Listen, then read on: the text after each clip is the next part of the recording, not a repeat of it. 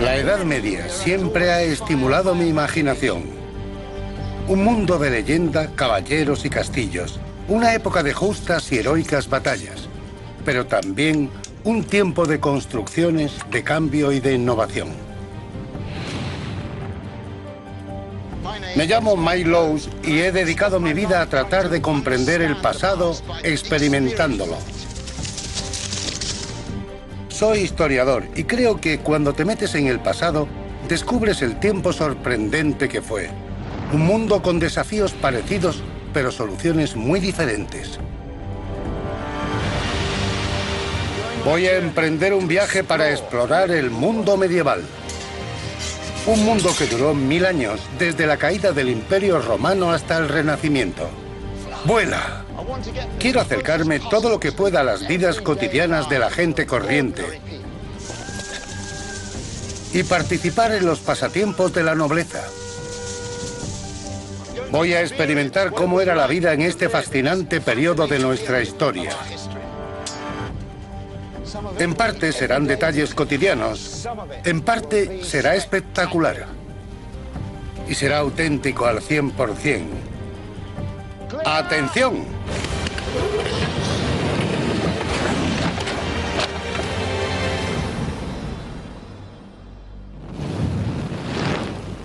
La salvaje Edad Media.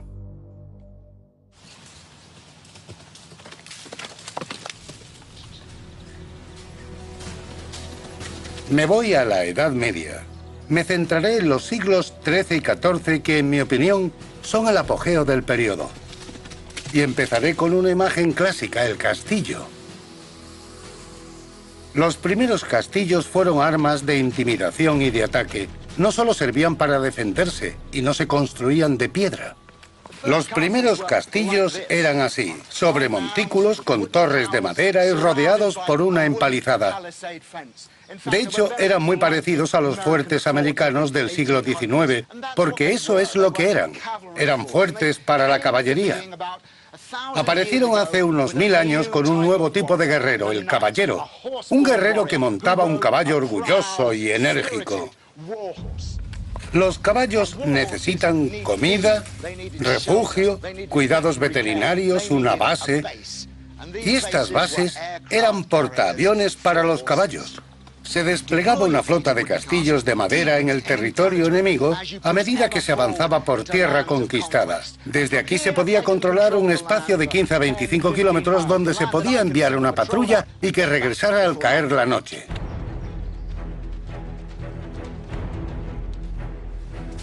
Pero ¿quiénes eran esos caballeros? La popular imagen romántica es la del caballero de armadura reluciente que se pasa el día en justas y cortejando damas. Hay parte de verdad en eso, pero antes que nada, un caballero era un soldado. El culto a la caballería se centró y se basó en el guerrero de élite a caballo. Su principal arma de ataque era la lanza. Los caballeros eran tropas de choque que se abrían camino hacia la victoria con el impulso de su carga. Pero los caballeros, especialmente en Inglaterra, luchaban tanto a pie como a caballo.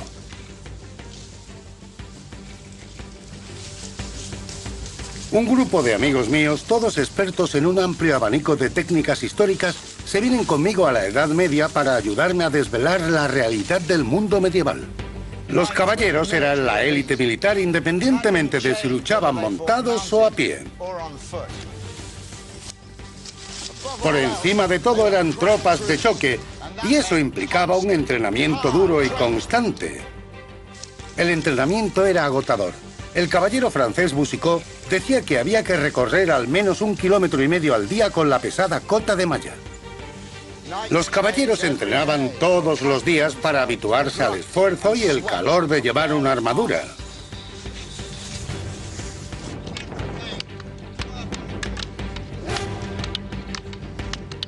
Esto es el pelele. Este sólido poste de madera es el equivalente medieval del saco de arena de los boxeadores.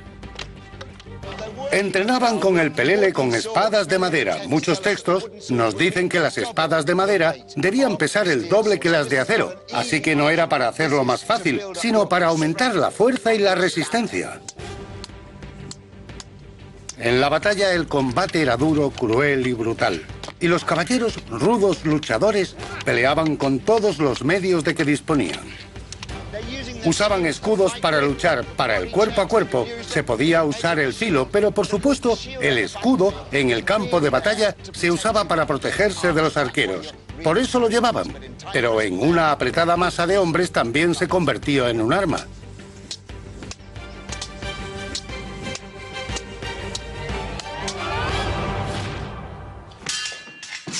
Los caballeros entrenaban duro para dominar una serie de técnicas de lucha. Agarrar y sujetar era una parte esencial de la lucha medieval con espadas. Agarrando la hoja para usar la espada por el centro, puedo apartarla, acercarme a su cara y romperle los dientes o hacerle tropezar con la guarnición de la espada. En combate, cuando los hombres chocan desde los dos lados, te aplastan y tienes que empujarles. Se acercan cada vez más hasta que al final se forma una apretada melee y finalmente no hay más remedio que recurrir a tirones y codazos. Cuando un caballero se enfrentaba a otro en el campo de batalla, usaba técnicas particulares de lucha cuerpo a cuerpo. Tenían su propio código de honor. La caballería y mi compañero de entrenamiento, el Dr. Tobias Capwell, es un experto en las reglas. Los caballeros luchaban contra caballeros iguales a ellos de la misma clase social. Dentro de la hermandad de la caballería, no siempre era necesario matar a los semejantes. Existía el proceso del rescate. Podías obligarlos a rendirse, convertirlos en prisioneros y después devolvérselos a la familia por una recompensa extraordinaria. Pero no se rendían tan fácilmente. Había que vencerlos, pero no matarlos. Ya entiendo. En esta posición puedo romperte el brazo. Puede romperme el brazo y lo noto. Y podría hacer cada vez más fuerza hasta que te rindieras. Me rindo, te doy mi palabra, me rindo. Ahora soy tu prisionero, deja que me levante. Vale. La caballería se aplica a la gente de la misma clase social. Por supuesto, si a él no le parece que soy de su misma clase, la caballería no se aplica y me hace morder el polvo. Los caballeros eran iconos de la Edad Media, pero el castillo era una imagen igualmente poderosa. Los castillos evocan tanto el romance como el terror de este periodo.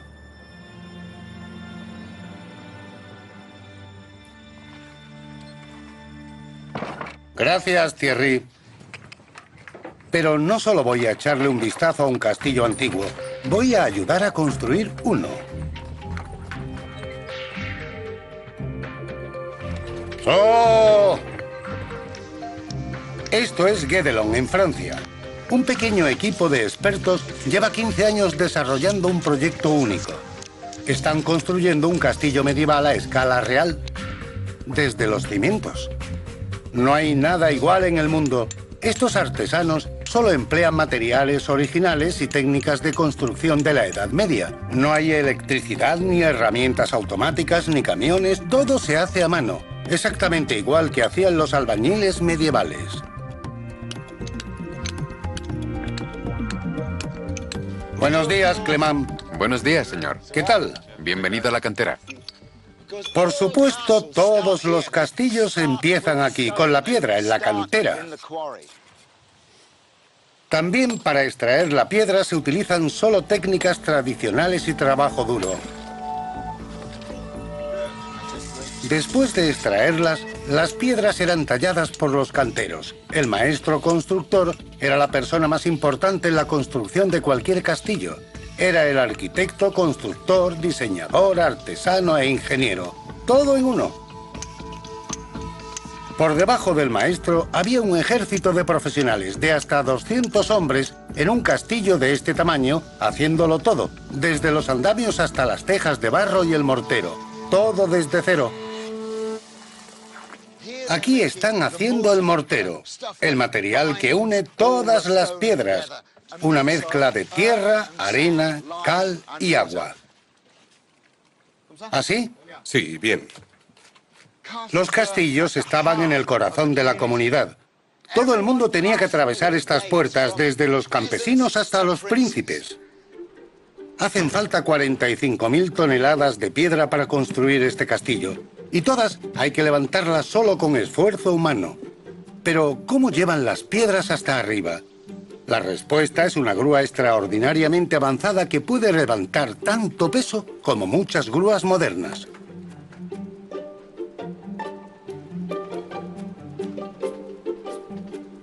Este es un mecanismo de lo más ingenioso. Este torno de doble tambor tiene capacidad para levantar 2/3 de tonelada. Podemos accionarlo entre dos personas caminando como hámsters. No es muy distinto a andar sobre la cinta de un gimnasio. Podemos ver la enorme carga que estamos levantando.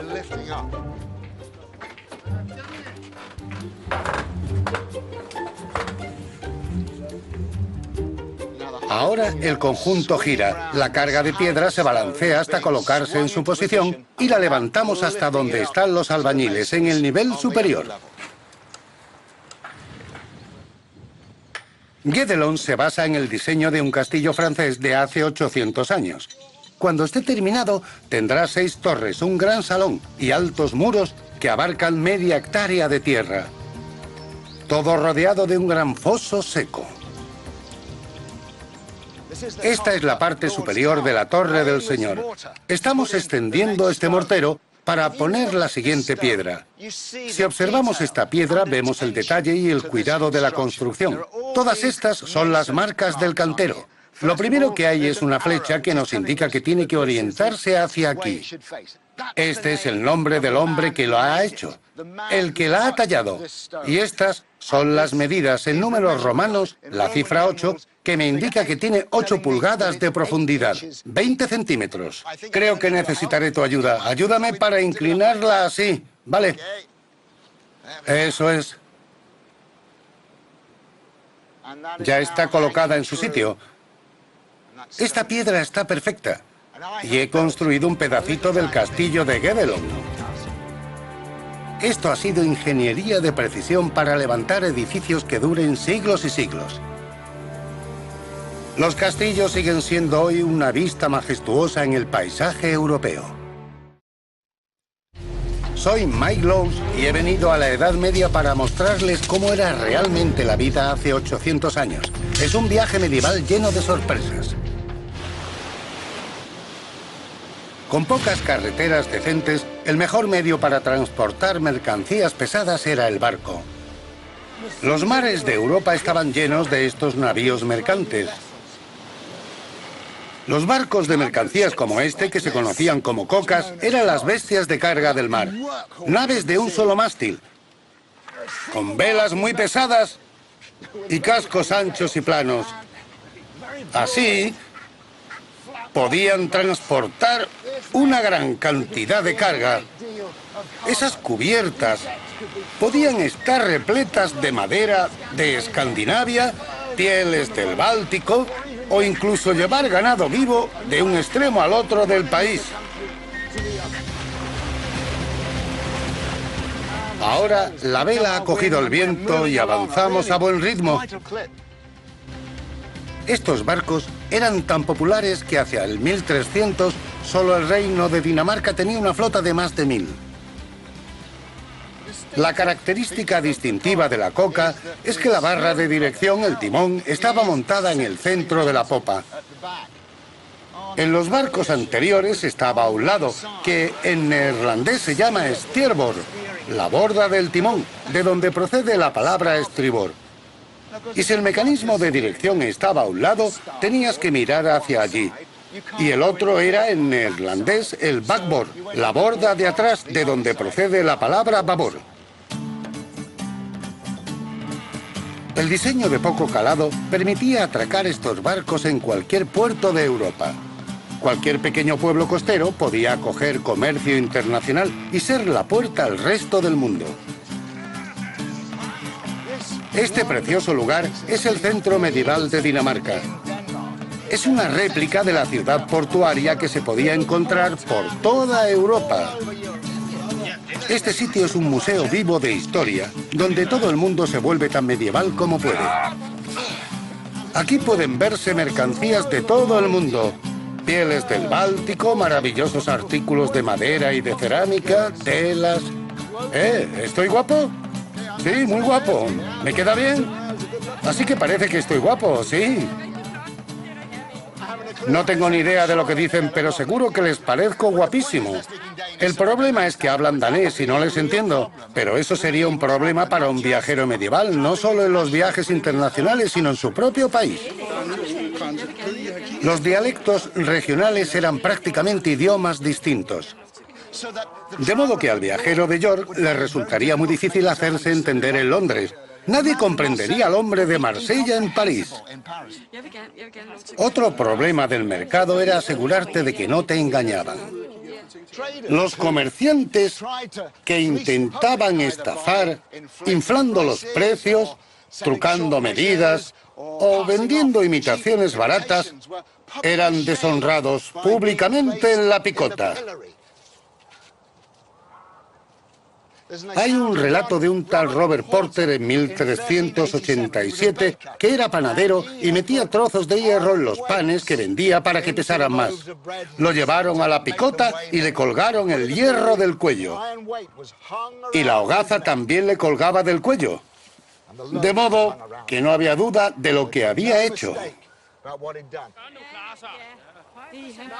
Por si fuera poco, también había que soportar los insultos de los vecinos. Tiraban verduras, pescado maloliente, huevos podridos, estiércol, todo lo que encontrasen y durante varias horas. Y en una comunidad pequeña, este escarnio público tenía un gran efecto. Equivalía a salir en la portada de un periódico sensacionalista. La picota no era el único castigo. A los ladrones se les marcaba con hierro la cara o las manos para que el mundo pudiera ver sus delitos para siempre. La idea de que la Europa medieval era aburrida y gris es errónea.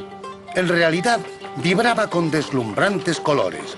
Y para poner todo ese color en sus telas, usaban un ingrediente sorprendente. La que usaremos será orina envejecida de hombre. Tiene que ser de hombre y tiene que estar envejecida. Entonces, ¿de cuándo es esta orina? De hace un mes. Julia Clark es experta en tintes medievales. La lana y la tela se teñían con tintes vegetales y para algunos colores la orina era una parte clave del proceso. Adentro. Ahora añadimos la orina envejecida del hombre a la mezcla. En Londres, en el siglo XIV, había cubos en las esquinas de las calles para que los hombres depositaran su orina, que se recogía y se llevaba a las tintorerías locales. El amoníaco de la orina fija el tinte, pero la ciencia moderna no ha averiguado si realmente tenía que ser la de un hombre. El mundo medieval era un mundo hecho a mano. Las necesidades cotidianas requerían mucho trabajo y los artículos cotidianos no se elaboraban en fábricas de producción en serie, sino en talleres de artesanos.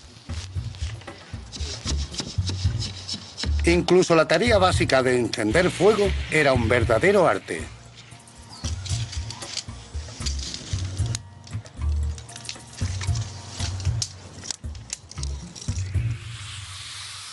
Cuando se ponía el sol, se podría pensar que la vida medieval se detenía, pero eso sería subestimar el poder de la luz del fuego, las velas, la bebida y la buena compañía.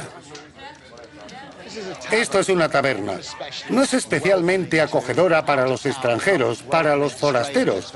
Por eso, yo iría a una posada. Allí el viajero encontraría comida y alojamiento. Una taberna es para los vecinos. Aquí todos se conocen. Es el punto de reunión local. Yo soy de fuera, así que me sentaré aquí solo. Las tabernas eran tan populares que en el siglo XIV Londres tenía el triple de ellas que de iglesias. Este es un establecimiento bastante respetable. Dicho esto, aquí vendría la gente en busca de prostitutas, a las que se distinguía porque llevaban capuchas amarillas, un sello característico distintivo. La luz y el calor eran caros en la Edad Media y las tabernas ofrecían luz y calor gratis para que la gente se reuniera. Así que este era el centro de la comunidad. ¿Salud?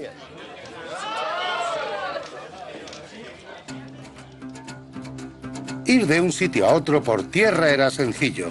se viajaba a pie o a caballo, y a caballo se usaba un tipo especial de montura. Estos son caballos medievales de viaje. En la Edad Media se utilizaban caballos diferentes para fines distintos. Estos no son de combate, son para viajar y se diferencian de otros por su paso. Se llaman bladura. Los caballos modernos tienen 4 tipos de marcha: paso, trote, medio galope y galope. Pero estos caballos tienen un singular 5º paso, la ambladura, y es muy rápido. Me voy a la Edad Media en estos caballos con Toby Capwell y Gordon Summers, expertos jinetes. Es muy cómodo, ¿verdad, Toby? Sí, es muy equilibrado. Como puedes ver, casi no subo ni bajo. Y es una marcha muy cómoda, se podría ir así todo el día. Gordon, es la primera vez que montas un caballo así. ¿Qué te parece? Es divertido, es una experiencia extraordinaria, distinta a todo. Y Toby tiene razón, podría ir así todo el día y toda la noche. Los caminos medievales eran las carreteras de la época y los viajeros se encontraban con todo tipo de gente en sus viajes. Una vista común cerca de los pueblos y ciudades era el leñero, llevando un caballo cargado de leña. El único combustible para la calefacción doméstica era la leña, y estos leñeros llevaban sus caballos de carga a los pueblos y ciudades. Eran los camiones cisterna de la época. Londres, hacia el 1300, tenía una población de unos 80.000 habitantes. Pueden imaginarse la leña que necesitaban, no solo para calentar las casas, sino para los hornos de cerámica y de pan, o para las forjas de los herreros. Las caravanas de leñeros eran la línea de abastecimiento a las ciudades.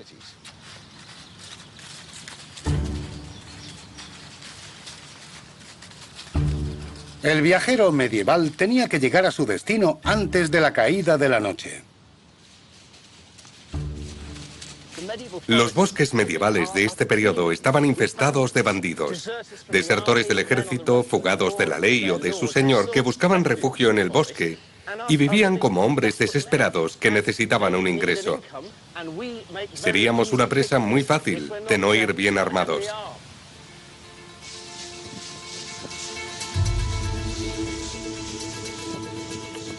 La amenaza de ser atacados en la Edad Media era real, y la gente se armaba como algo habitual.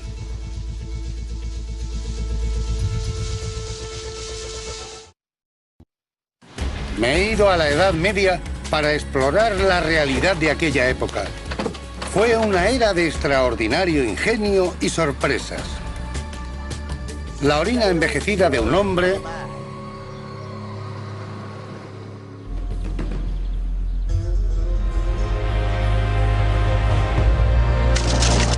un mito es que los caballeros tenían que soportar grandes pesos. La verdad es todo lo contrario. Este guerrero de gran movilidad fue el producto de una carrera armamentística que comenzó siglos antes con una especie de armadura aún más flexible, llamada malla. Un recubrimiento corporal hecho con anillos de hierro finamente entrelazados. Pero la malla no se diseñó para llevarse sola. Siempre fue parte de un sistema de protección por capas.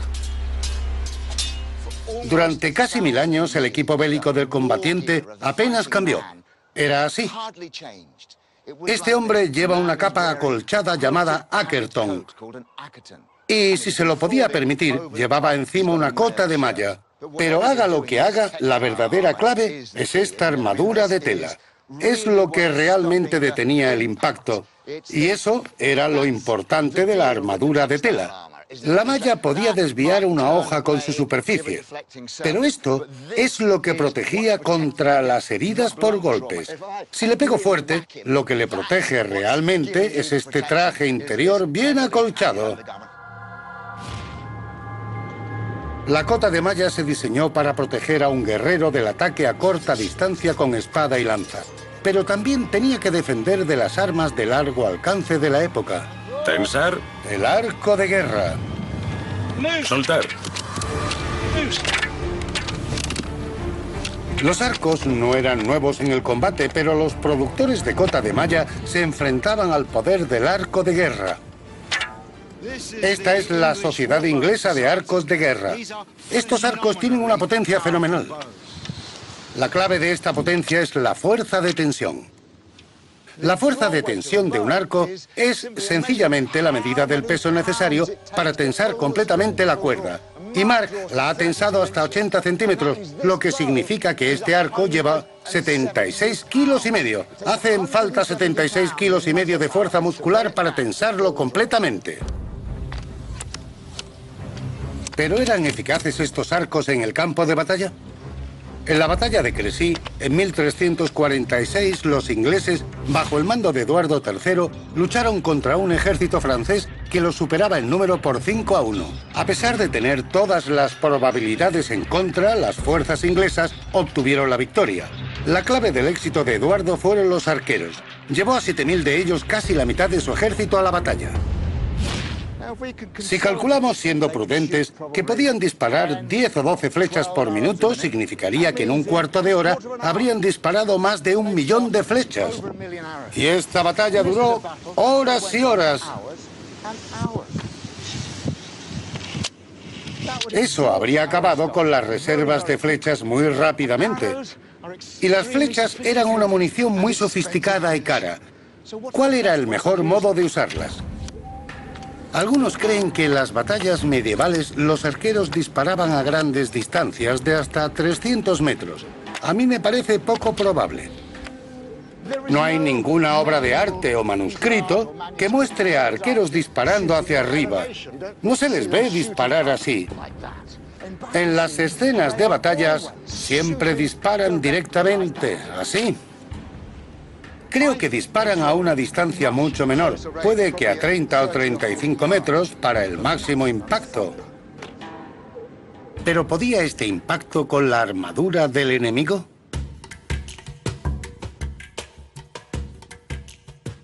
El propósito principal de la armadura es defenderse de las armas de la época. Si no, no tendrían ningún sentido el gasto, las molestias de llevarlas.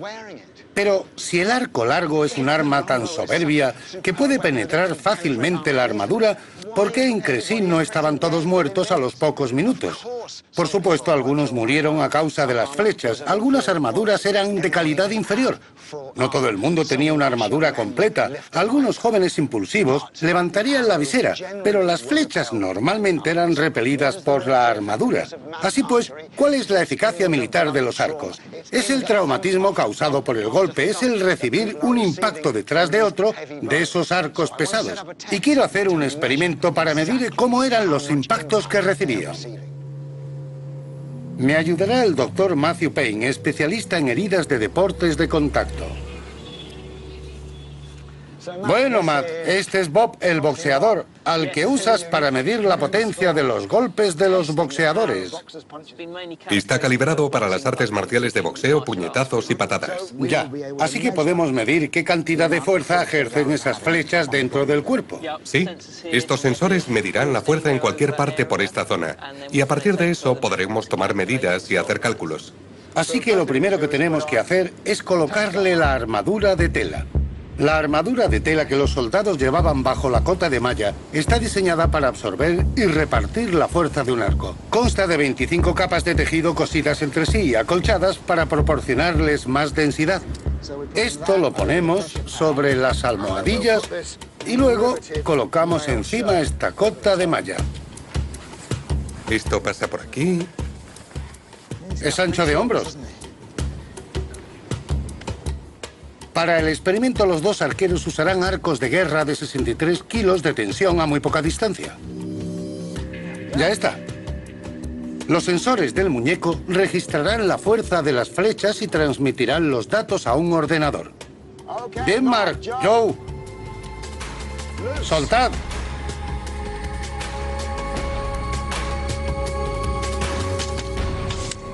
Buen disparo. ¿Se ha registrado? Esto no es la práctica de tiro con arco de un domingo por la tarde. Estaban combatiendo. 51,75 kilos.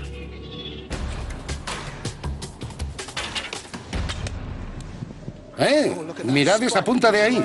135 kilos. 135 kilos, la última flecha. Estos arcos potentísimos a tan poca distancia, solo 11 metros, atraviesan la cota de malla. Sin embargo, la malla le resta algo de energía y las frena. Pero si solo llevaras la malla, penetraría mucho y morirías. Pero se puede ver que donde choca contra la armadura de tela del interior, no llega a atravesar ni aquí ni aquí. Así que mientras que algunas flechas atravesaban la malla, ninguna traspasaba la combinación de malla y gruesa armadura de tela. Pero ¿y la fuerza del impacto? Matt, aquí se han registrado 135 kilos. ¿A qué equivale eso? Teniendo en cuenta el impulso, la potencia necesaria para detenerlo es de unos 10 newton, como una bala de un Magnum 44 a la mitad de su alcance. Hay más energía en la pistola, pero no tanto.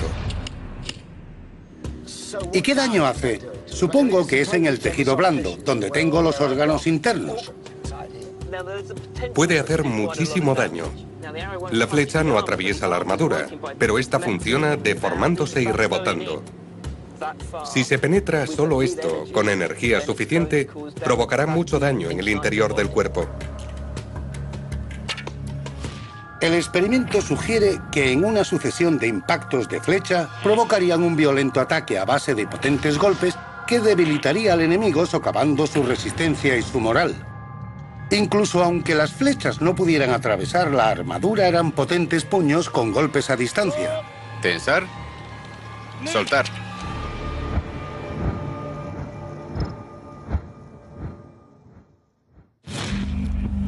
Las armaduras tuvieron que mejorarse. En respuesta, los armeros empezaron a usar placas de metal en las capas exteriores. Pero había un problema. Los armeros tenían la técnica para trabajar placas pequeñas, pero aún no disponían de la tecnología para hacer placas grandes y rígidas para el cuerpo. Para cubrir el tronco hubo que encontrar otra solución, que fue la capa de láminas. Una capa de láminas es una prenda de cuero o tela con pequeñas placas de acero superpuestas remachadas en la parte interior que podían doblarse y moverse protegiendo una zona amplia con piezas de metal relativamente pequeñas.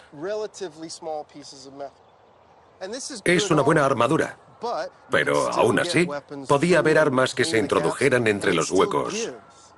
Y tenía cierta flexibilidad, de modo que todavía no ofrecía la misma resistencia a los golpes que modelos posteriores. Finalmente, los armeros idearon la manera de hacer placas sólidas para el pecho que cubrían todo el torso. Esta sí era una buena protección contra el arco de guerra. A medida que avanza la tecnología metalúrgica, a un ritmo lento pero constante, se van añadiendo más placas de hierro y acero sobre todo el cuerpo. Pero un caballero o un hombre de armas con este equipo podía avanzar con suficiente confianza hacia una tormenta de flechas. La armadura de la época cumple con su función. En general, es a prueba de todas las armas de entonces. Sí, esa es la idea. Y en cuanto deja de ser así, se mejora. A finales de la Edad Media, el guerrero noble vestido para la guerra, del modo que todos reconocemos, el caballero de reluciente armadura, cubierto de la cabeza a los pies por placas de acero, era una máquina de combate de gran movilidad. Con unos 30 kilos, esta armadura pesaba menos que la impedimenta de combate que carga un soldado moderno de Estados Unidos en el frente. La carrera armamentística entre armaduras y flechas terminó. Para volver a inclinar la balanza hizo falta un nuevo tipo de arma.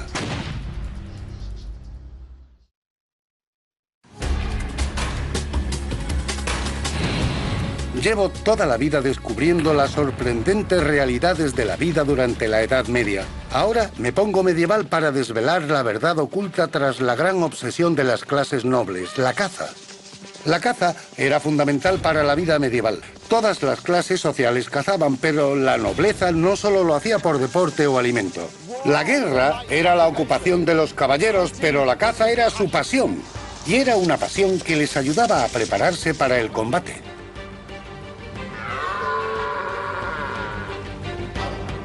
Un noble francés de la época escribió: para todo tipo de encuentro militar, la caza es un entrenamiento mejor que las justas.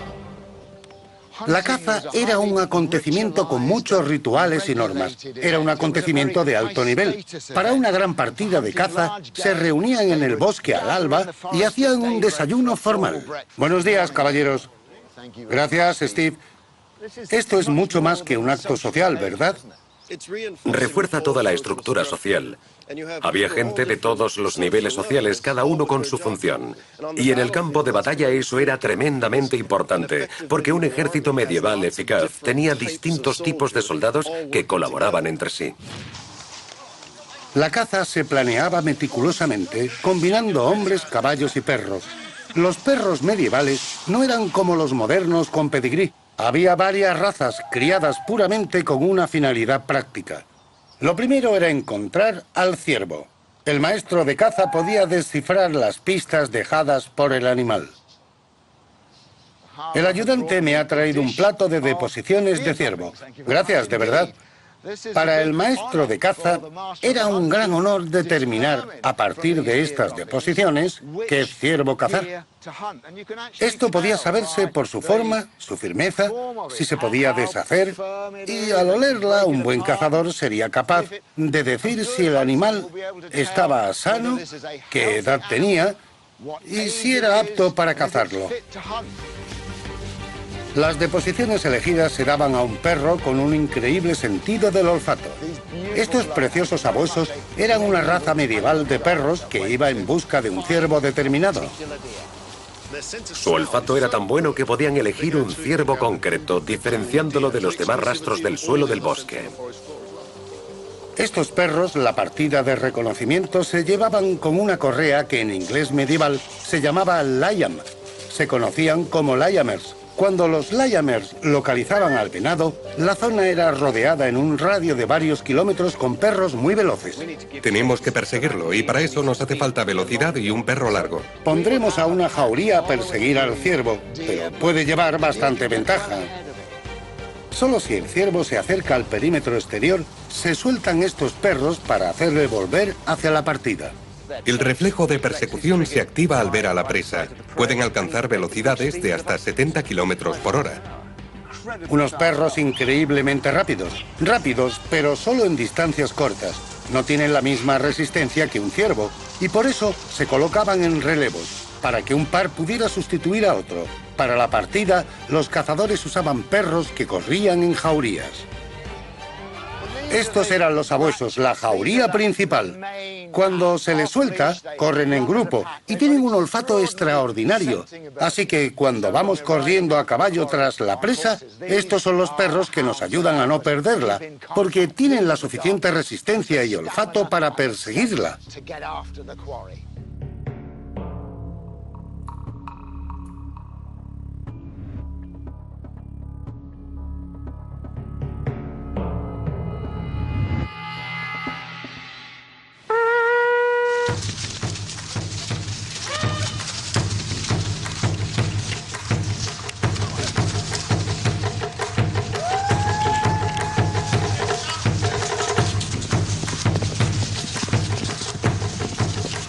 Las tácticas, el peligro, la adrenalina, la camaradería, era exactamente igual que en una campaña militar.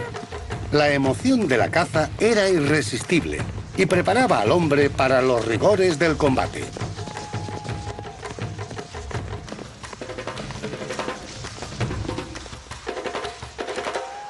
Un caballero aspiraba a mostrar tanta fuerza, valor y destreza en la caza como en la batalla.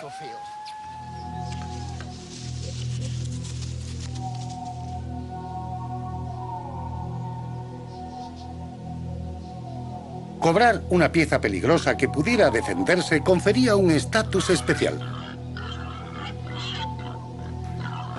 La hazaña más prestigiosa de todas era cazar a un jabalí.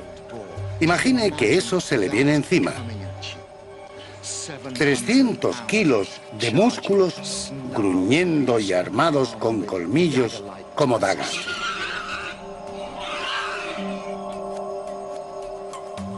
Para enfrentarse a él a pie, usaban lanzas especiales para jabalíes con una barra atravesada, una cruceta justo detrás de la punta.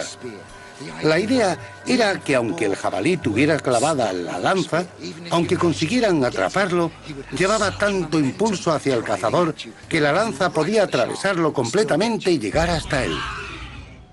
Los manuscritos medievales muestran a cazadores atacando a jabalíes con lanzas, pero ¿era así de verdad?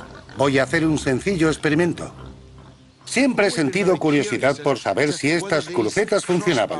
O sea, pensándolo bien, es un jabalí de más de 300 kilos cargando contra ti. Si llega hasta aquí, seguramente te derribará y te golpeará. Así que he preparado un pequeño experimento. Voy a pedirles a Adam y Gordon que corran hacia mí para ver si los puedo detener. ¿Queréis intentarlo, chicos? A ver si conseguís derribarme. ¡Cargad!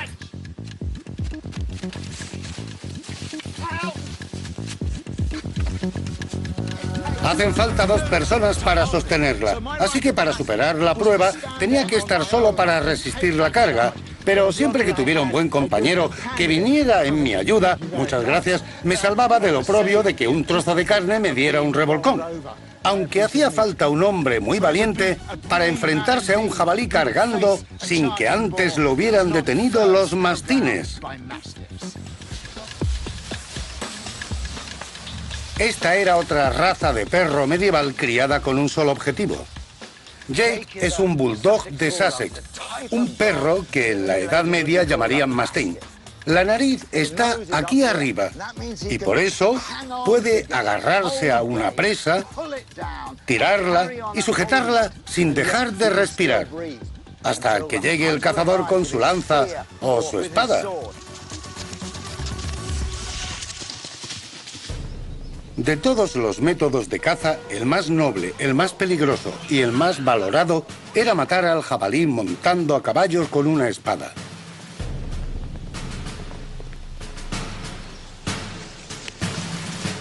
Cuando la presa moría, el caballero la descuartizaba en el campo. En la práctica, esto significaba trozos lo bastante pequeños para que sus sirvientes lo llevaran a casa. Y también que los caballeros se acostumbraban a la sangre y las vísceras de los animales muertos que estaban familiarizados y no sentirían náuseas en el campo de batalla. Pan empapado en sangre y tostado al fuego era la recompensa favorita de los perros. Buen perro. Hoy ha sido un día muy provechoso. Hemos experimentado la caza medieval. Hemos reforzado el vínculo con los perros y entre nosotros. Ha sido como unas maniobras militares. Eso era la caza para la gente en la Edad Media. Era una metáfora y un entrenamiento para la guerra.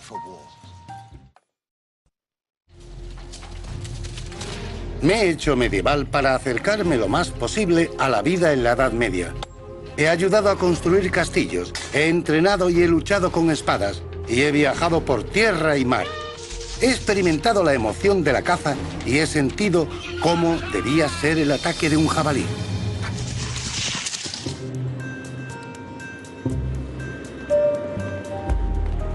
Ahora tengo en la muñeca uno de los depredadores más veloces de la naturaleza, un halcón.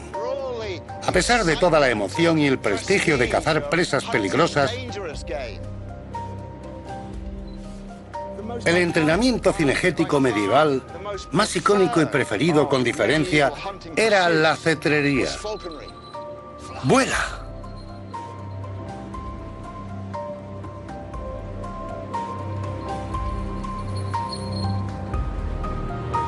Para los ricos, los halcones eran su posesión más preciada y una oportunidad de mostrar sus riquezas. ¡Ahí va!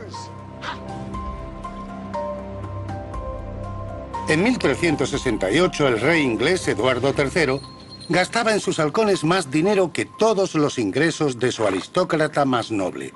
También tenía perchas para sus aves favoritas en sus aposentos. Para un buen día de cetrería, hacían falta varias aves. Se llevaban pájaros de repuesto en este armazón llamado catch, en inglés medieval. Y el hombre que lo llevaba se llamaba catcher. Hoy llamamos caddy a la persona que lleva los palos de golf y procede de esa misma palabra.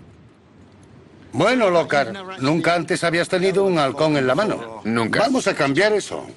El halcón lleva una capucha para mantenerlo quieto y tranquilo. Esto es un halcón lanario que se llama Babe. Los lanarios eran aves de caza muy populares en la Edad Media. Si lo tocamos muy suavemente, aquí podemos notar el bucle. Se nota que está lleno porque ha volado, se ha alimentado. Y esto nos dice que está saciado. Se puede ver aquí este bulto. Está saciado. Por eso está posado muy tranquilo. Y un pájaro así de apático no está muy interesado en cazar.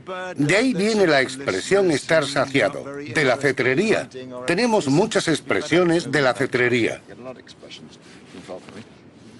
Instintivamente se van al punto más elevado.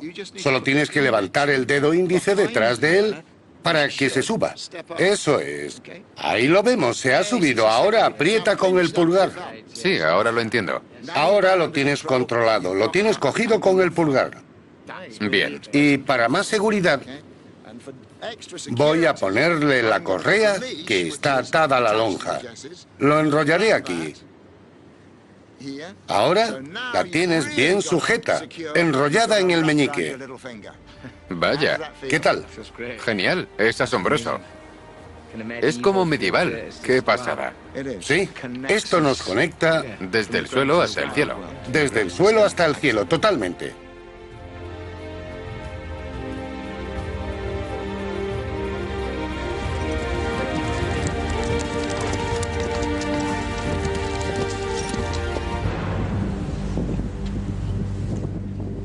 Cazar en grupos sociales era importante, pero la comida que se ponía sobre la mesa solía cogerse con redes y trampas, y a veces era el trabajo de un cazador solitario.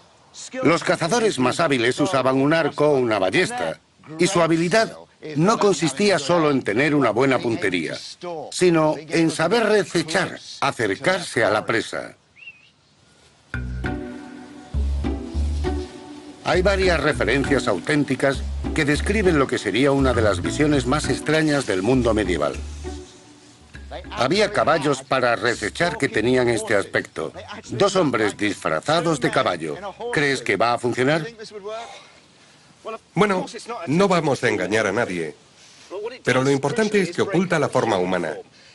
Cualquiera que haya visto un caballo en el campo sabe que a los conejos les da exactamente igual, porque no es un bípedo, no es un humano, es un animal. Esto es sencillamente un escondite móvil para acercarnos a la presa. Pero supongo que cuando te metes en un caballo, aparte de una silueta diferente, también olerías como un caballo. Supongo que también deberían tener el olor para que funcionara. Ya hay bastante olor aquí. Muchas gracias. Gracias a ti, Adam. Se puede cazar cualquier presa con un caballo de rececho, pero eran especialmente buenos para acercarse a los ciervos. ¡Alto!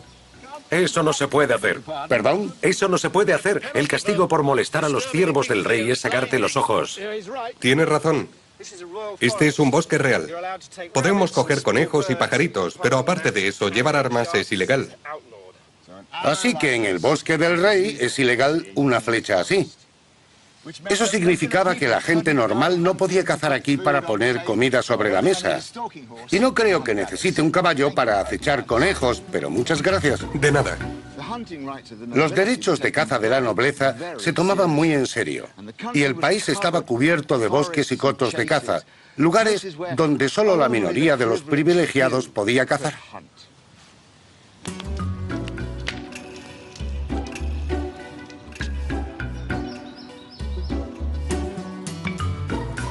Y si no se podía cazar, ¿qué comía la gente normal? Para descubrirlo he invitado a mis amigos a un banquete medieval. No es un banquete real, sino con las comidas que una persona normal con un poco de tierra tomaría en ocasiones especiales. Mark Meltonville lo sabe todo sobre la comida medieval y voy a ayudarle a preparar un plato. Aquí tenemos un pez enorme que servirá con tus instrucciones para preparar una tremenda comilona para mis amigos. Voy a intentar cocinarlo. ¿Es un lucio? Sí, en algunos sitios se le llama lobo de agua. Hoy en día no se ven lucios en muchos menús, pero era muy popular en la Edad Media. Bueno, Mark, creo que la gente tiene la idea equivocada de que en la Edad Media todo el mundo se atracaba de carne constantemente, pero era muy escasa. Sí, la gente normal, aunque tuviera un poco de dinero, no podía matar a una vaca, porque ¿de dónde sacaría la leche? El pescado era la fuente principal de proteínas. Sí. Y por supuesto, no había refrigeración, así que a menos que viviera cerca del mar, la gente comía peces de agua dulce, de río. Se podía cambiar el agua de las charcas, se podía tener un canal para llenarla de agua fresca y corriente. Cuanto más limpia estuviera, mejor era el pescado. ¿Hay buenas recetas medievales? ¿Vamos a hacer un pastel?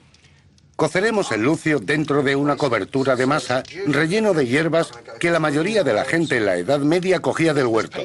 ¿Y estará buena esa masa? No, la masa está pensada exclusivamente como recipiente para cocer. La idea es que esta es la bandeja del horno. Aún no tenían esas bandejas, así que lo envolvían en una masa que hacía las veces de olla. Este es el papel de aluminio medieval. Eso es.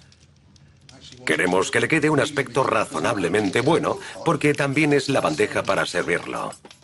Mientras hacemos el pescado, los demás irán trajinando con jarras de cerveza. La gente bebía cerveza con todas las comidas, incluido el desayuno. Era nutritiva y, a diferencia de la mayoría de las aguas, al fermentarla era seguro beber cerveza. Bien, caballeros.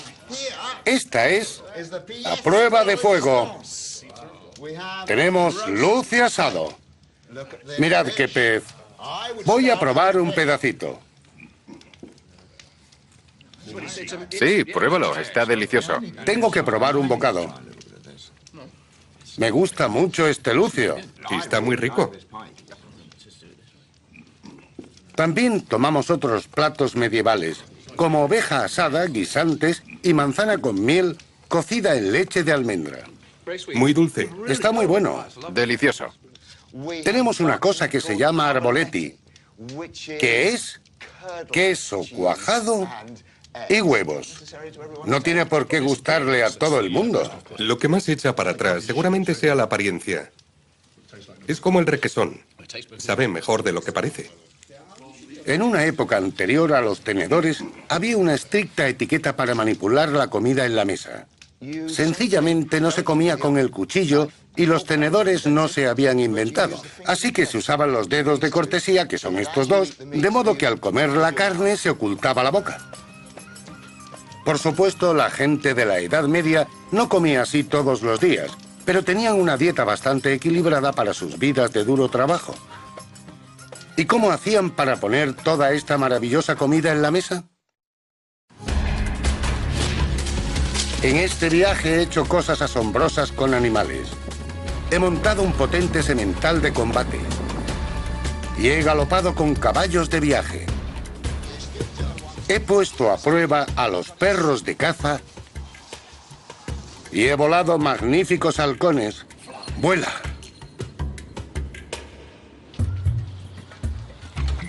En el mundo medieval abundaban los animales. Las personas dependían de ellos para vivir y todos los animales cumplían una función. En el campo, la mayoría de la gente tenía un cerdo. Solían tener una cerda para criar y vendían los lechones en el mercado, pero se quedaban con uno para alimentarse. En otoño lo engordaban con un método conocido como pannage. ¡Aquí, cerdo! ¡Vamos, cerdo! Este es Alex Langland, experto en granjas medievales. El pannage es pastar y ozar en los bosques. En esta estación del año se sacaban los cerdos para que pastaran, porque así engordaban deprisa. Lo que hacían es lo que hacen aquí: remover el suelo del bosque buscando bayas, bellotas, avellanas. Se alimentaban de todas esas cosas durante los meses otoñales.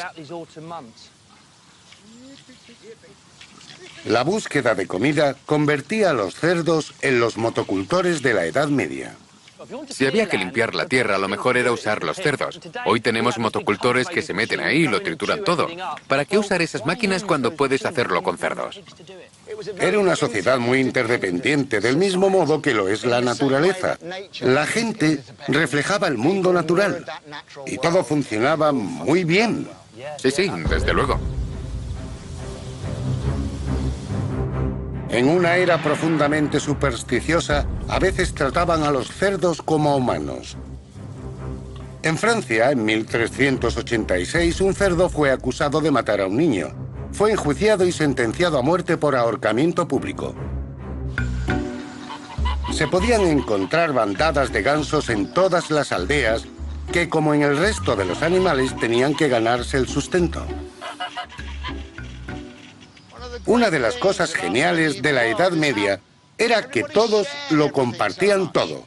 Puede que solo tuvieras una humilde bandada de gansos, pero podías llegar a un acuerdo con el dueño de un huerto. Los gansos cumplían una función estupenda en el huerto. No solo engordaban, sino que mantenían a raya las malas hierbas. Además, los excrementos de las aves tienen cualidades como fertilizar el suelo. Y llevaban los gansos al mercado. Intentar que avancen por este huerto ya cuesta lo suyo. Se utilizaban todas las partes del ganso. La carne y los huevos eran un alimento excelente. La grasa se usaba para engrasar los ejes de las norias y cosas por el estilo. Y con las plumas se hacían camas y flechas si podías atraparlos. Hacen falta 2 hombres para este trabajo. ¡Tensad! En la Edad Media había guerreros, albañiles, cazadores, marineros, pero era un mundo dominado por la agricultura. Hace 700 años, el 90% de la población de Europa vivía de lo que producía trabajando los campos. Los bueyes eran los tractores de la Edad Media. Alex, los campos se araban con bueyes, a menudo con grandes yuntas. En la mayoría de las casas de campo había yuntas de hasta 8 bueyes. Tú traías a los tuyos, yo llevaba los míos y el señor aportaba otros 2. En este caso, por desgracia, uno de los bueyes se ha quedado cojo, así que solo trabajaremos con 2. Que un buey quedara cojo cuando había que arar era una desgracia. Así que era aún más importante que la comunidad compartiera sus recursos.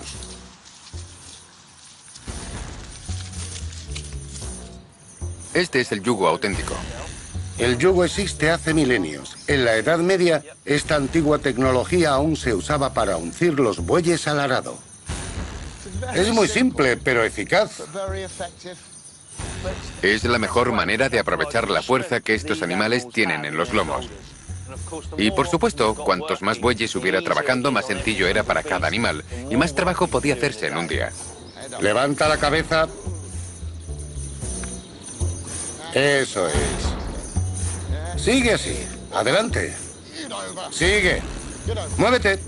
Lo malo de los bueyes es que hay que azuzarlos continuamente. ¡Vamos allá! ¡Vamos! ¡Vamos allá! En la Edad Media tuvo lugar un cambio importantísimo que constituyó un avance fundamental para la tecnología agrícola, el invento del arado pesado. En mi opinión, esto es lo que realmente hizo que el mundo medieval avanzara, el arado pesado, porque te permite roturar estas tierras a mucha profundidad. El norte de Europa era famoso por sus tierras duras. Antes de este arado, solo se arañaba la superficie. Esta tecnología multiplica la fertilidad y eso es fundamental, porque las cosechas aumentan muchísimo. La población crece muchísimo y las ciudades también. Hay más dinero, ciudades más grandes y una expansión demográfica. Nada de esto hubiera sido posible sin la fuerza bruta de las yuntas de bueyes que tiraban del arado. La tierra medieval se dividía en parcelas individuales. No había vallados entre ellas, pero todo el mundo sabía cuál era la suya. Básicamente trabajaban todos juntos en común en provecho del campo, por decirlo así. ¡So! Porque el labrador araba los campos para todos. Sí, eso es. Arar estos suelos duros es un trabajo arduo y requería un profesional con talento. El labrador cobraba un porcentaje de la cosecha u otros productos, los demás vivían de lo que cultivaban. Lo que todos pretendían era obtener cereal suficiente para todo el año, ya fuera en forma de cerveza, de pan de centeno o panas secas. Pero además había que apartar grano suficiente para sembrar al año siguiente. Claro. Y todos tenían que cultivar lo suficiente para pagar sus impuestos al señor. Los ricos se hacían más ricos gracias al sudor de la tierra. La riqueza de la Edad Media estaba en el suelo, en la tierra, liberando el potencial de los duros suelos del norte de Europa, lo que le permitió florecer en los siglos XIII y XIV y convertirse en el lugar más rico de la tierra. He explorado el mundo medieval, en la guerra y en la paz. Por el camino he intentado poner a prueba ideas equivocadas sobre la gente y su forma de vida. Una de las percepciones modernas más habituales sobre la Edad Media es que todo el mundo estaba asqueroso, sucio y maloliente. Estoy seguro de que mucha gente era así, pero ahora pasa lo mismo. La higiene personal no es una cuestión de si hay productos disponibles, sino de si se usan o no. Tenían jabón. La doctora Catherine Flower Bond es especialista en la vida doméstica medieval y ha hecho estos jabones con auténticas recetas medievales. ¿Un jabón como este es caro o está al alcance de todos los estratos sociales? Este en concreto está al alcance de todo el mundo porque está hecho con sebo. ¿Que es grasa de oveja o de cabra? Es relativamente barato, pero también le hemos añadido orina envejecida que he filtrado. Eso le aporta amoníaco, o sea, lejía. Sí, esto nos ayudará con las manchas resistentes, con los cuellos y los puños, para quitar la mugre más rebelde. Cualquier campesino podía hacerlo. Sí, producirlo es relativamente barato. Y más barato aún es este, que solo tiene grasa normal de cerdo. Vaya. Mi mujer se sorprendería si viera esto. Es un trabajo duro. Lo es, y frío también. En el proceso no hay agua caliente en ningún momento. Siempre agua fría. En la Edad Media tenían jabones como estos e ingeniosos aparatos para lavar como este. Efectivamente. Esto se llama batidor. Sí, esto empuja la suciedad a través de las fibras. El proceso es exactamente el mismo que en una lavadora moderna. Pero estos son detergentes para la colada. ¿Y la higiene personal? Aquí tenemos una selección de jabones. Se le podían añadir rosas, caléndula o cualquier olor que te gustara y eran un poco más caros. ¡Qué bien huele! También los había sencillos, como este, que se llamaba jabón de Castilla. Estaba reservado para gente de cierto nivel económico. Sí, puedo notar que es un jabón de lujo. Casi parece que hidrata al mismo tiempo. Sí, es muy agradable. En la Edad Media, la gente tampoco se olvidaba de los dientes. Hoy, los estadounidenses se gastan 1.500 millones de euros al año en cepillos de dientes. Hace 700 años eran gratis. Ramas como el avellano, el regaliz o la raíz de malvavisco, como se puede comprobar al masticarlas, se vuelven muy fibrosas, como las cerdas de un cepillo. No es tan suave ni tan cómodo como mi cepillo moderno, pero funciona. Lástima que se me queden todos los pedazos en la boca. Es un poco... La pasta de dientes salía directamente del huerto. Esto es sal y salvia para restregarse. ¡Oh! ¡Qué agradable! Me gusta. La salvia evita que sangren las encías y la sal se lleva todo el sarro. Pero no solo se trataba de tener un aliento fresco y de ser agradable en sociedad. Exacto. Por todas partes había malos olores y lo que se consideraban enfermedades. Estaban rodeados de cosas que podían oler e ingerir y hacían cosas como estas, que son cuentas. Ambientadores de hierbas para salir a la calle, al mercado, donde quiera que oliera mal. Te llevabas las cuentas, te las restregabas en las manos y al olerlas y respirar los vapores, te fumigabas contra esas enfermedades. Es un olor muy fuerte, muy potente. Y es extraordinaria la creencia de que podías fumigarte, porque creían que todas las enfermedades eran transportadas por las miasmas.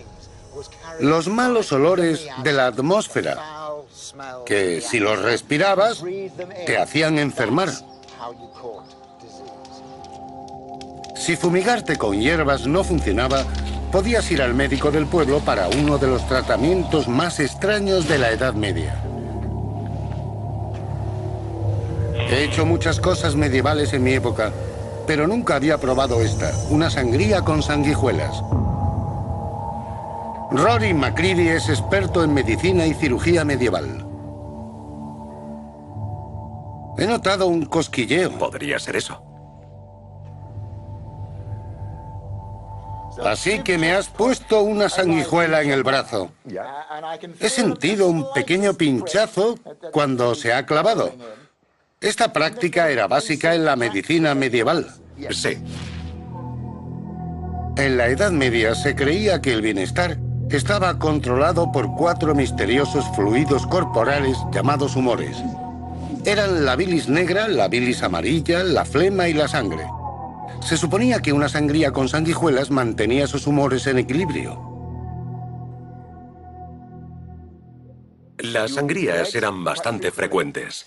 La idea era hacer una sangría cada poco tiempo para mantener un equilibrio. ¿Y así me sentiría bien? Sí. Así no estarías enfermo. No te encontrarías mal. Ah, comprendo. Ahora está bastante gordo. Me está inyectando una enzima que licúa mi sangre. ¿Un anticoagulante? Sí, las enzimas de las sanguijuelas se usan para la gente que sufre trombosis, para eliminar coágulos de sangre.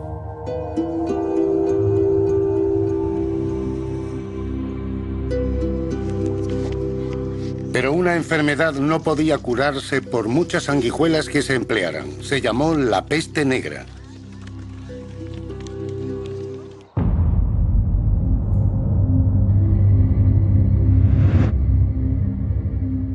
Entre 1348 y 1350, una gran epidemia barrió Europa, matando al 50% de la población. Carros de cadáveres que se arrojaban en fosas comunes para ser apilados en montones de hasta 5 cuerpos de profundidad. Por eso había extrañas criaturas como esta, de las que pueblan las pesadillas, acechando en las calles y escondiéndose en las casas de los moribundos. Pero en realidad es médico, un médico de la peste. Y si podemos ayudarle, fuera la capucha. Vestían el equivalente a un traje contra riesgos bioquímicos. Sí, evita que entre aire. Me mantiene a salvo mientras trato a los enfermos y los moribundos. Porque está encerado. Está encerado. Y por dentro es muy aromático. Es un olor muy agradable. Dentro hay un atillo de hierbas o una esponja empapada en vinagre que se supone que hace que el aire sea aromático para respirarlo con seguridad. Esto es lo que me pondría para protegerme al visitar a los enfermos y a los moribundos. Lo único que puedo hacer es darles algunas medicinas, cosa que hago con una larga cuchara para mantenerme lo más alejado posible. De modo que te quedas a cierta distancia. Eso es. ¿Y cuántas posibilidades de curarse tenía una víctima? No muchas. No muchas, y con una gran diferencia.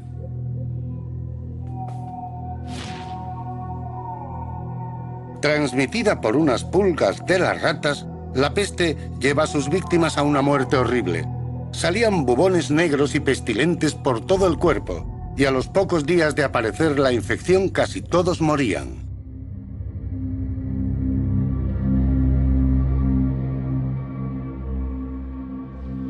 La peste negra fue el gran fracaso de la medicina medieval.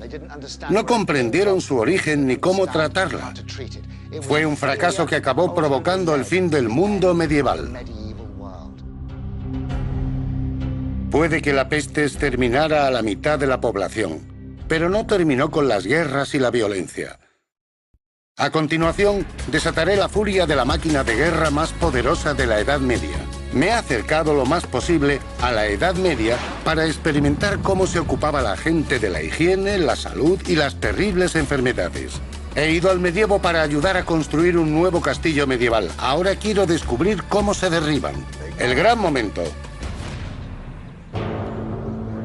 Los castillos de piedra se construían como defensa. Las enormes murallas del castillo que se está construyendo en Guédelon, Francia, tienen más de 3,5 metros de grosor, a prueba de casi cualquier forma de ataque. Pero había un arma que podía derribar los muros del castillo más sólido. Se llamaba trabuquete de contrapesos y era una gigantesca máquina de asedio. Los trabuquetes recibían apodos. La temible máquina que Eduardo I llevó para asediar el castillo de Stirling se llamó Lobo de la Guerra.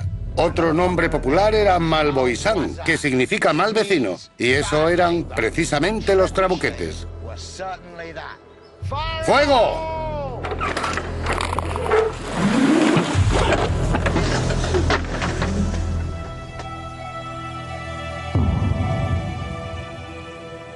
Ha debido llegar al menos a 400 o 500 metros. Vamos a recargar para repetirlo.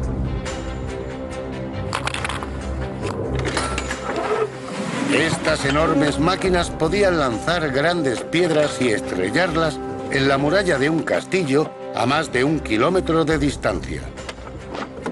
En el centro medieval de Dinamarca han construido una reproducción a tamaño real y plenamente operativa de un trabuquete. Así es como funciona. Varios hombres, caminando dentro de 2 tornos, enrollan una cuerda que tira hacia abajo del largo brazo del trabuquete y levanta el contrapeso.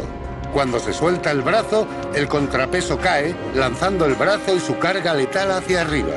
El lobo de la guerra, el trabuquete de Eduardo I, era tan enorme que se necesitaron 5 carpinteros y 50 hombres durante 3 meses de trabajo para construirlo. Con una munición de un calibre y un peso adecuados, el trabuquete era letalmente preciso.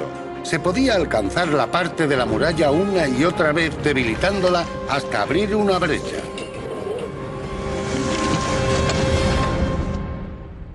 Imaginad eso un día, tras otro día, tras otro día. Esta gran tolva contiene hasta 10 toneladas de piedra y he venido a ayudar a levantarla. Es un trabajo realmente agotador. Seguro que hay muchas formas de medir la energía, julios, vatios o lo que sea. Pero no hay nada mejor para medir la potencia de esta gran máquina que caminar dentro de ella. Cada músculo nota hasta el mínimo gramo de energía que estamos aplicando aquí. Un equipo endurecido en la batalla podía levantar el contrapeso en 15 minutos. Esto significa un bombardeo constante de piedras todo el día, toda la noche. Los trabuquetes no usaban únicamente piedras. También se empleaban cadáveres putrefactos de animales para propagar enfermedades dentro del castillo, para lanzar colmenas de abejas, para devolver a casa las cabezas cortadas de los prisioneros enemigos. Se usaban como armas para infundir terror, pero lo más terrorífico eran las grandes bolas de fuego.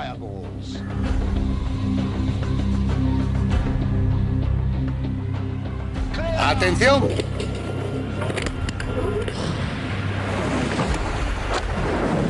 ¡Mirad! Es un estruendo de llamas cruzando el cielo. Y estas bolas podían atravesar los techos de los castillos, estrellarse contra las estructuras de madera, los establos y todos los edificios del patio y extender el fuego por todo el lugar.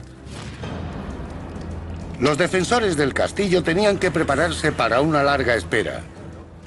La mayor parte de la guerra medieval consistía en asedios que había que resistir durante meses, si era necesario. Lo más importante de un castillo era tener suministro de agua dentro de sus murallas. Muchos castillos podían tener 2 o 3 pozos. Se podía resistir un asedio durante semanas e incluso meses con muy poca comida, pero solo unos días sin agua. En el siglo XV, el castillo de Harlech, en Gales, fue asediado durante 7 años, el más largo de la historia de Gran Bretaña. Pero los soldados detrás de las murallas de un castillo no estaban indefensos. Si el enemigo llegaba al alcance de los arcos, los defensores podían disparar desde las estrechas ranuras construidas en las murallas. Se llaman saeteras, y voy a ponerme medieval probando una idea que he tenido. Si ves que se acercan hombres corriendo a tus murallas, hay que disparar el máximo posible. Y se puede trabajar en grupos, así, 2 en una misma saetera. Lo que además da al enemigo la impresión de que tienes unas fuerzas mayores que las reales. Pero puede parecer extraño que disparemos desde tanta distancia. Pero hay 2 motivos para ello. No puedo acercarme más porque los extremos del arco podrían chocar. Pero hay otra razón, y se llama la paradoja del arquero. Cuando una flecha sale de un arco, la fuerza de la cuerda hace que se curve cerca del arco. Y lo que sucede es que se curva así. Y luego vuelve a curvarse hacia el otro lado. Así que los primeros 4 o 5 metros hace este avance ondulante. Así es como se ve cuando se ralentiza 150 veces.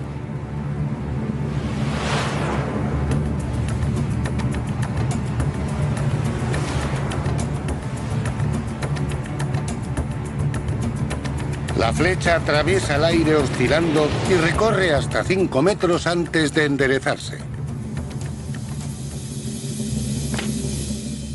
Así que tengo que echarme hacia atrás para que salga recta.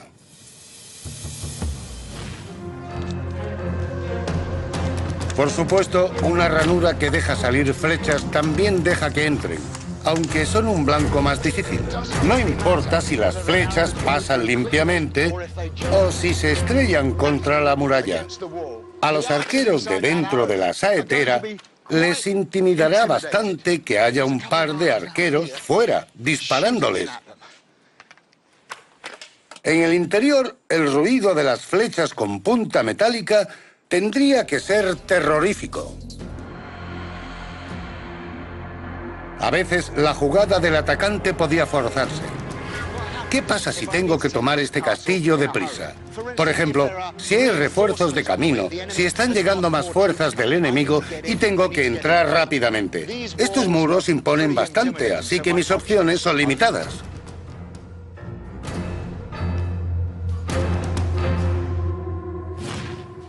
Una de las maneras más desesperadas y sin duda peligrosas de tomar un castillo era escalando, subiendo por lo alto de las murallas, a veces construyendo elaboradas torres de asedio, pero lo más habitual era que solo se emplearan hombres valientes y escaleras.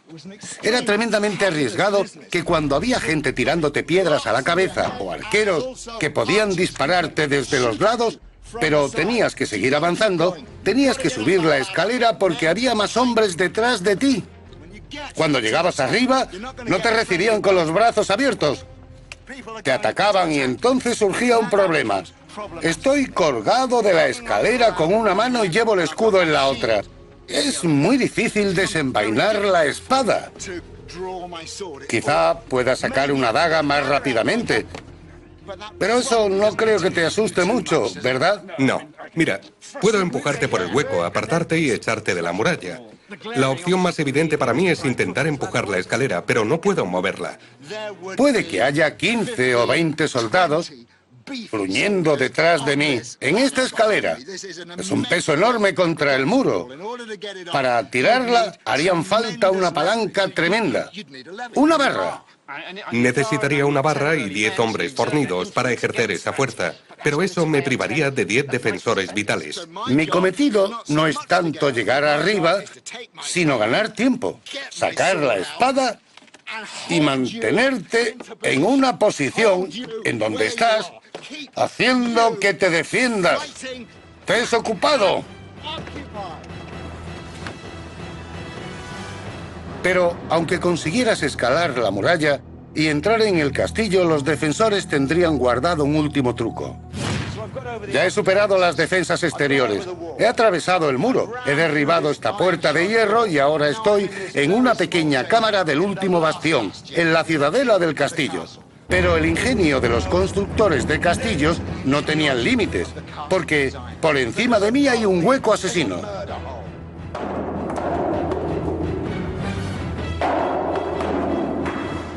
No hace ninguna gracia tenerlo encima. Puede estar armado con cientos de piedras. Te llevas allí a 4 o 5 hombres escogidos y da igual el tamaño del ejército. Lo puedes derrotar en esta última posición.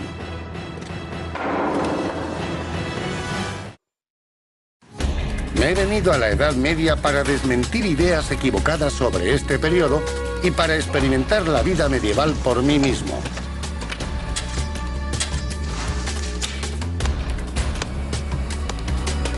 Ahora voy a examinar un invento medieval que cambió la naturaleza de la guerra para siempre. Durante casi toda la Edad Media, las guerras se libraron con espada y pica, lanza y flecha. Pero en el siglo XIV llegó a Europa un invento que lo cambiaría todo: el arma de fuego. Las primeras armas de fuego de Europa eran así, de este tamaño. Esto es una réplica del arma de fuego más primitiva encontrada en una excavación arqueológica en Europa. Quizá no parezca gran cosa, pero este cañoncito fue un punto de inflexión para la guerra medieval. El experto en armas James Christiansen me está ayudando a cargarla. Lo sorprendente del primer cañón es que no lanzaba una bala, sino esto, una flecha. Pensándolo bien, no es extraño, porque si nunca has visto una bala de cañón, ¿cuál sería la primera munición que pensarías usar? Empleo un mazo para asegurarme de que está bien.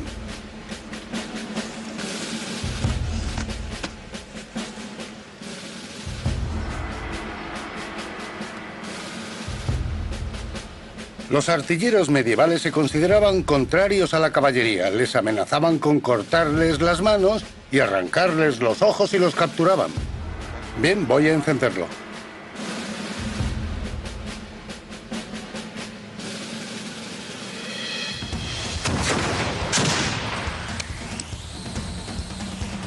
Justo en el blanco. Buen disparo, la flecha se ha roto por algún sitio.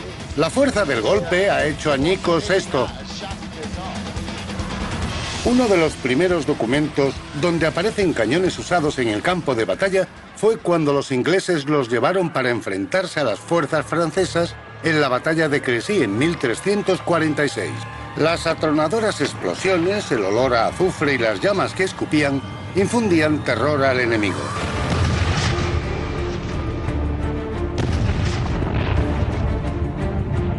Un cronista de la época escribió: hacen un ruido como el trueno y causan muchas pérdidas en hombres y caballos.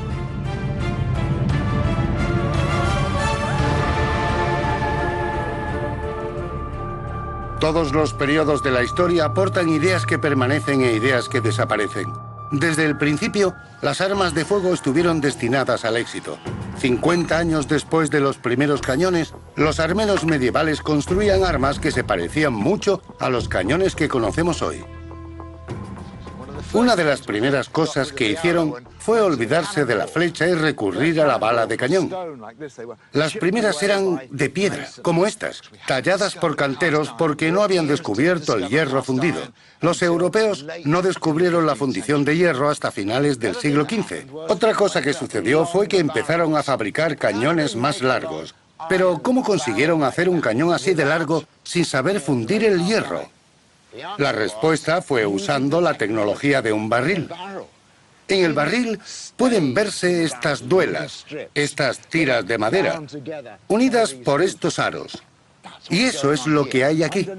Por debajo de estos anillos hay duelas de hierro unidas así, que adoptan esta forma rodeando un núcleo de madera.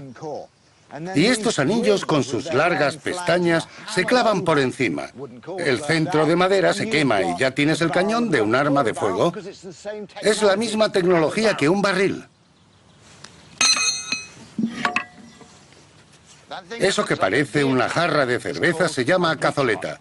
Lo que se hace es meter aquí la bala, la pólvora se introduce en la cazoleta y luego se comprime introduciendo un tapón de madera con el que se empuja la bala por el cañón. ¡Fuego! ¡Ya está! ¡Sacamos la cazoleta! Ya está listo para volver a disparar. Mientras James recarga, mi tarea es frotar esto. Es un trapo húmedo porque pueden saltar chispas y no quiero meter pólvora aquí para evitar que salten. Este está listo para cargarlo. ¡Fuego! Eso es. ¡Van! ¡Y van! ¡Y van! Ha llegado la era de la artillería.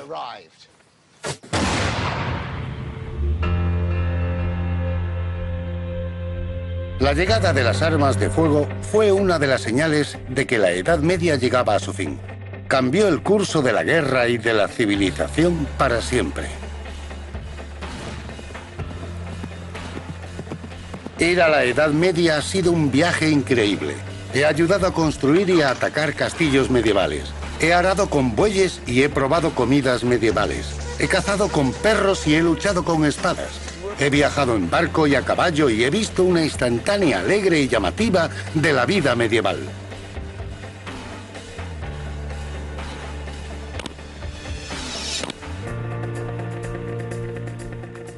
La gente de la Edad Media no se consideraba a sí misma antigua o primitiva. No pensaba que vestía con ropas raras. Se consideraban modernos. Usaban las últimas tecnologías y vestían la moda más elegante. La gente en la Edad Media se parecía a nosotros, mucho más de lo que se diferenciaba. De hecho, ellos eran nosotros. Y para mí, la verdadera emoción y el encanto de la historia es conectar con la experiencia física del mundo en el que vivían. Y acercarme a la Edad Media me ha ayudado a entrar en ese mundo y compartir una parte de sus vidas.